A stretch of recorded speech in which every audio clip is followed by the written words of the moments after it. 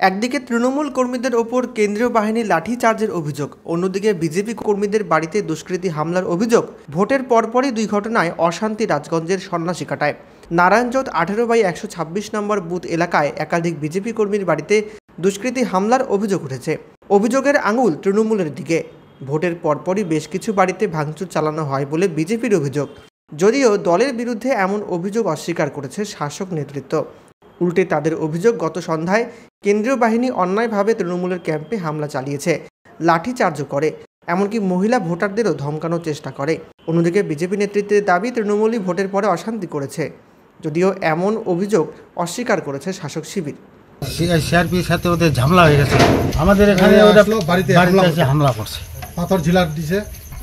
তারপরে ওই যে আমাদের ভাস্তার বাড়িতে কাকাতোর ভাইয়ের বেড়াটা ভেঙে দিছে, মানে শুধু রায় পাথর দিয়ে ঝাড়ছে। কিছু গোলমাল নাই।